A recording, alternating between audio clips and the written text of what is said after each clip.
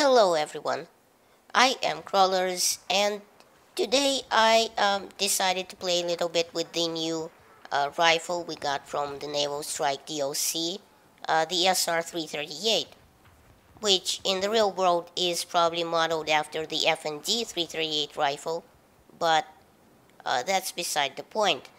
Now, the reason I felt like I had to do a video on the SR338 is that it's been widely accepted as one of the worst weapons in the game and seems to be just overall very bad at everything, having bad stats and at the same time no good redeeming qualities about it. So if you believe all this negative publicity, then you will be convinced pretty much that this is a useless weapon and it has no, well, for lack of a better word, use on the battlefield. Surprisingly though, I found a very small sliver of hope for this rifle, so that's the reason I'm doing this video. Well, I am here to tell you a little bit about it, about the specifics which allegedly make this gun so bad, and the reasons, at least my thoughts on why DICE made it the way that it is.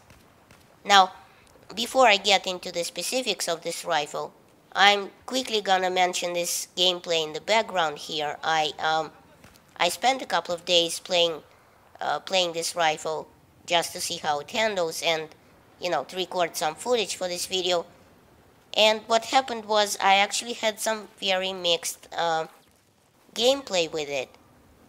On the one hand, it's been pretty aggravating to use when it failed me horribly and I got shredded to pieces, but on the other hand, I did get on tape a few these only in battlefield moments, as it were, which you will see in this video if you pay attention, so watch closely. Now, to unlock this rifle, actually, no, I'm not gonna talk about how to unlock this rifle or any other naval DLC weapon in this video, as I have a separate video on that topic and don't want to make this video terribly long. So if you want to see it, just live through my recent videos, I'm sure you'll find it. So let's get back to the rifle specs right now and talk a little bit about what it is before I try to make sense of why it is that way. Now, the SR338 rifle in Battlefield 4 does a maximum damage of 50 at 12.5 meters, which drops off to 38 at 150 meters, which you can see right off the bat isn't a very good damage model. In fact, the damage seems to be closely matched to the DMR's damage model, while the long drop-off range seems to mimic the bolt-action 338 rifle. I'll get to the significance of this in a second, but it also has a rate of fire of 150 rounds per minute, because obviously it's a semi-automatic rifle, and a muzzle velocity of 500 meters a second regular and 300 meters a second suppressed. Now, these stats aren't doing the SR338 any favors either, obviously, and in fact it seems to be among the slowest muzzle velocities among both DMRs and bolt-action rifles, which in turn is obviously not very good, because a slow bullet means a longer flight time, which in turn means you have to lead the target a lot more. That and the low damage that each shot does is pretty much a death warrant for you, and will most likely mean that you won't use this rifle at all. Now, besides that, it has a detachable box magazine of 10 rounds, plus one in the barrel obviously, which reloads in 2.3 seconds for the short reload and 2.6 seconds for the long reload, with no bullets left in the chamber obviously. And it also has a first shot multiplier of 2 and an upwards per shot recoil of 0.6, which essentially means 1.2 per shot recoil if you factor in the multiplier, because after all, each shot is the first shot of the burst, since it's a semi-automatic weapon. Its left recoil is negative 0.1 and its right recoil is 0.3, which again is on the larger side and more closely related to the DMRs than the bolt-action rifles. Interestingly enough, it also has a per shot spread increase of 0.6, which is among the worst among DMRs and bolt-action sniper rifles, not accounting for the pickup 50 obviously, but that and is coupled with the slowest reset time of 7.5 degrees per second. Now, usually most weapons in Battlefield 4 have a 15 degree per second spread reset time or decrease, spread decrease, which is the time that the gun takes to reset to its, let's call it idle spread after you've stopped firing. But these two stats are pretty bad on their own, but together they kind of culminate in this horribly inaccurate gun that won't let you be accurate at follow-up shots at all. I mean, anything but the first shot isn't going to be able to hit the ground in 3 tries. It's that bad. That, and it also has some of the worst hipfire accuracy of any rifle. Alright, so this has been pretty scary if you go just exclusively by the numbers. The SR338 looks pretty horrible, doesn't it? Now, on to the actual use and why it is so. I will try to make sense of it and, give you my thoughts on why it is. So, in a strange way, in a strange move, right out of the Twilight Zone, I would say, DICE has made the SR338 rifle only available to the Recon class in Battlefield 4, despite the fact that it acts and looks exactly as a DMR, which obviously are available to all classes. And, if it looks like a DMR and shoots like a DMR, it must be a DMR. But strangely enough, it's not. Now, limiting this rifle specifically to the Recon class, there must be some sort of reasoning behind this. I thought, DICE must have done it on purpose. So this got me thinking, although I have to admit to getting a headache and treating it with vodka soon after, but here's what I remember from those times anyway. My first thought was that they included it under the Recon class because it shoots like a semi-auto DMR. The SR338 actually does the damage multiplication, the body shot, body part damage multiplication, like a bolt-action sniper rifle. Although this was easily disproven, I'll tell you about how I went about disproving or proving it at the time, so you can see my train of thought. Basically, I went to Excel and graphed a standard damage model that we know the SR338 does, which is shown in blue, as well as the standard headshot damage model, shown in red, and the headshot multiplier damage model, as if it was a bolt-action sniper rifle, which is shown in green. Now, we know that the DMRs in Battlefield 4 do a headshot multiplier of only 2 times the damage, but the bullet from a bolt-action sniper rifle does a 2.3 times the damage when applied to the head.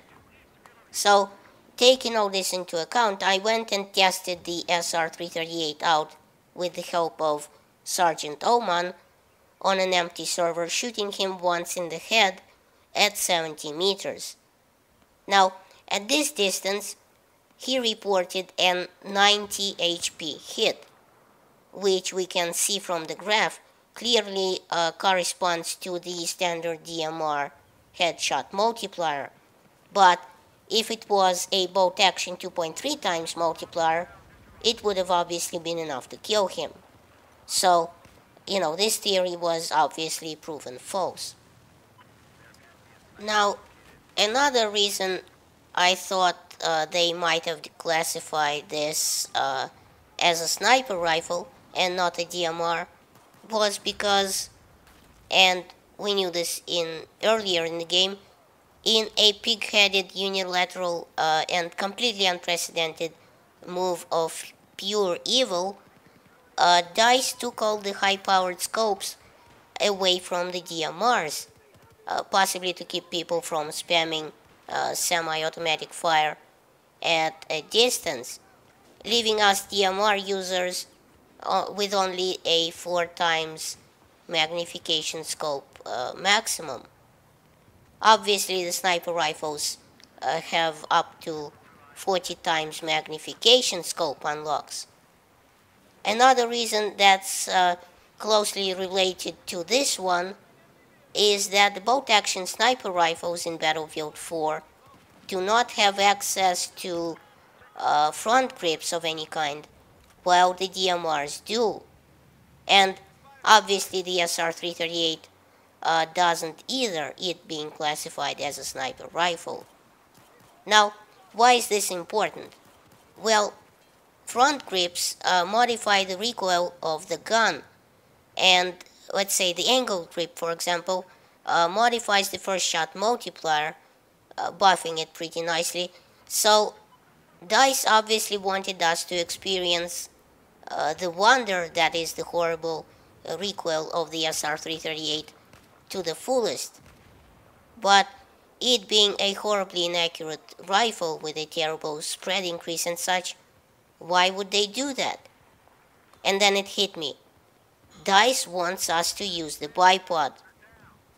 So, see, the thing is, it's very few people actually use the bipod for sniper rifles in Battlefield 4 because, of course, because of the scope glare, which makes sniping from a bipod irrelevant, as you get glare very soon after you've set it up. So people mostly rely on the straight pull bolt, which you obviously don't have access to for this rifle, and holding your breath, which you can do with any high-powered scopes.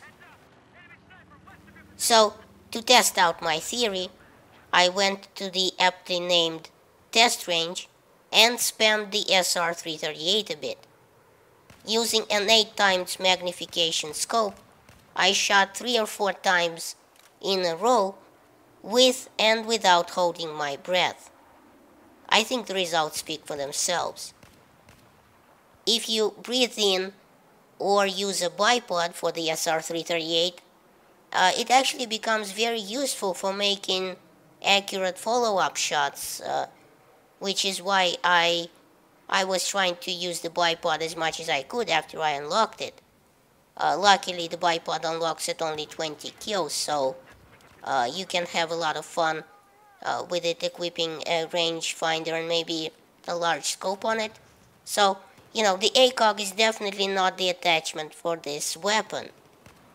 Incidentally, so is the suppressor, as it will nerf your muzzle velocity pretty badly. But the overall reason that I'm saying that, the bipod is such a perfect attachment for this weapon is because if you look at the stats, it pretty much buffs everything. It gives you 90% less kick upwards, 75% less kick to the right, and the first shot multiplier is 85% lower, which is very important because every shot of this weapon is the first shot of the burst, and the first shot multiplier applies to pretty much to every shot, so this is where it counts. It also decreases your spread by 50% when shooting, and it gives you 88% lower hip fire when standing and 83% lower when crouching. Also 75% lower when prone. And obviously, needless to say, you have to have the bipod deployed for these numbers to take effect.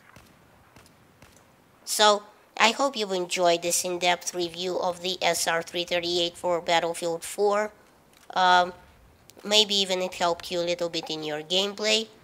As always, thanks for watching. Please rate and share this video as it helps my channel grow. Check out my other videos at the end of this one. And remember, in Soviet Russia, YouTube subscribes you.